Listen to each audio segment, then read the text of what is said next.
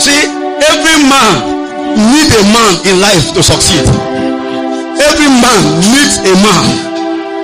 Like she said in the morning, most of the time we think it's only by God that we succeed in life. But see, God has principle. God does not do anything until it passes through men. Yes. Even Jesus Christ, the Son of God, for him to be known in Israel, for him to be fulfilled in Israel, the Bible says concerning John the Baptist, for this purpose I came to introduce him, to show forth the Messiah. For this purpose I came. That means there are some people that God created purposely to help you, to introduce you in life. But if God does not help you to meet them early in life, they will pass you by. We are going to pray that God will help us to meet our destiny helpers early in life. There are people that are there. The reason why God bless them is because of you. But until they find you, I'm sure I've told us a testimony here before of how a man living in the US, God blessed him so much with money, and then he was asking God, what do you bless? What am I going to do with all this money? And then God opened his eyes and said, yes, I'm going to tell you the reason why I give you this money. There's a man in Nigeria who is struggling in ministry, struggling to serve God. He couldn't achieve much because he doesn't have money. Right now, he has to go to farm to eat and preach the gospel. Say it was because of him that I bless you. That is a life testimony given by Adeboye himself. So the man said, who is the man? And God mentioned the name in Yoruba, and the man could not even pronounce it, so he has to write it the way God told him. He wrote the name like that. So he began to pray. And God said, go to Nigeria. So, and then he remembered that he had a friend in Nigeria by the name Pastor Adeboye. So he called Pastor Adeboye, said, man of God, God is dealing with me concerning something. There's a man in Nigeria that God gave me some money to give it to him. So he said, what is his name? And the man mentioned his name. And Adeboye remember the man. Adeboye knew the man very well. They were friends growing up. But Adeboye went into, God blessed him. But this other man is still struggling in the farm. So he said, come, I know the man. The man flew from America to Adeboye's house. And Adeboye took him to the farm where the man was working. And then Adeboye called on the man. The man said, Daddy, what happened? Why are you here in the bush? He said, I have a good news for you. And the white man came and said, God sent me to you.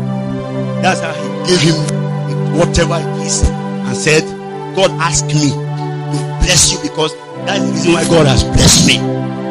See, there's a man meant for you. He's living somewhere. But do you know something?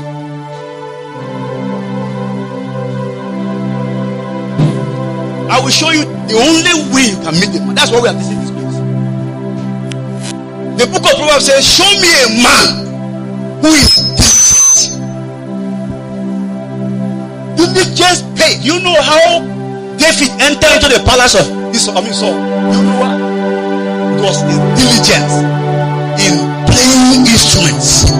Even when nobody was paying him. Playing instruments with animals in the bush. Singing.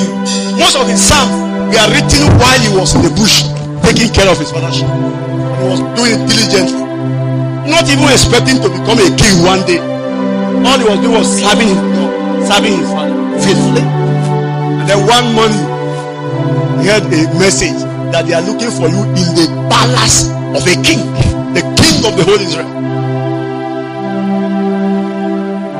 So when Saul was possessed with demons, one of his servants advised him, let us look for somebody who can play instrument very well. And somebody also said, yes, so I know one. Hi, may God locate you. I know one of Jesse's son who can play well. I told us, anything you are doing, do it well. Even if it's not paying now, do it well. Because one day, God will see your diligence and will send you to somebody who will pay you. That's how David was introduced to palace. And before you know it, he became the armor bearer of Saul. Before you know it, he began to go to war. Before you know it, he killed Goliath. Show me a man who is diligent in his business. He will appear before great men. That's what the Bible says. He will appear before great men, not mere men. If you're not diligent, you always come before people who cannot help you. Always meet people who want to even eat from. You always meet people around you who they are always demanding from you. They can't help you. You are the one that is struggling to help them. But God says, if you are diligent, I will bring you to people who will bless you. I will bring you to people who will empty their account for the sake of your destiny. But you must be diligent with the little you are doing right now. Can you pray one more prayer in that direction and say, oh God, help me to be diligent. Help me to be faithful. Help me to be diligent to whatever I am doing now. Oh, if you are faithful in the little, God will commit much into your hands.